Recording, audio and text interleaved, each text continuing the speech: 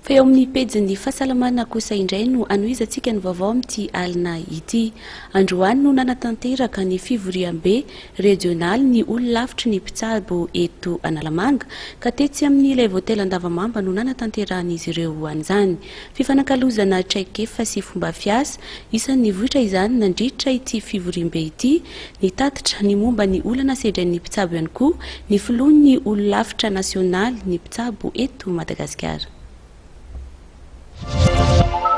Isan'ny tranga iray manahirana ireo mpitsabo tato ato ny fitoriana tanterahan'ny olona na ny fianakaviany marary iray raha toa ka misy ny tsy fahombiazan'ny fitsaboana. Tamin'ity taona ity dia mpitsabo misa 4 no niakatra fitsarana no izay raharaha izay.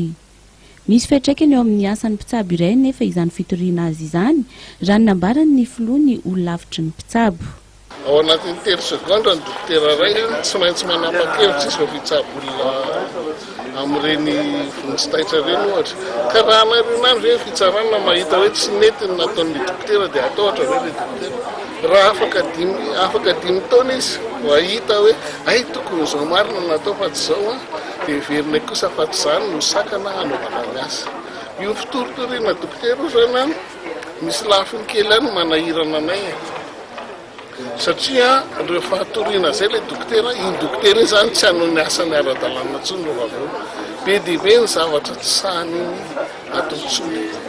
Mikasika ireo olona sasany ho misy loko mpitsabo dia efa misy ny ezaka ataon'ny ministeran'ny fahasalamam-bahoaka amin'ny fanenjehana ireny.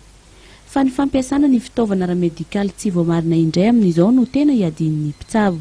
Nanao ezaka be mihitsy izany ny ministeran'ny fahasalamana sy ny olilafitra manenjika an'ireny olona misoloky ireny.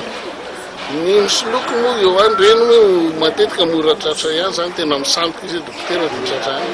Fa ny tena enjehana izany amin'izao taon'izao dia ireny fampiasana fitaovana tsy voamarina ireny. Milaza fa mahita an'izao aretina izao, mahita kansera 520 amin'ny olona ray sy ny sisa ireny, tena famitaham-bahoaka ireny.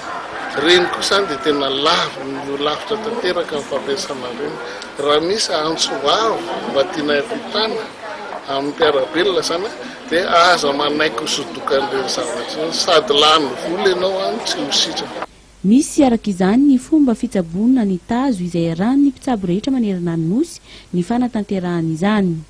Isan'ny voaresaka izany tao anatin'ny fivoriam-be ny olilafitry ny mpitsabo izay nanatanteraka izany ny teto amin'ny faritra Analamanga tetsy amin'ilay votely Andavamamba.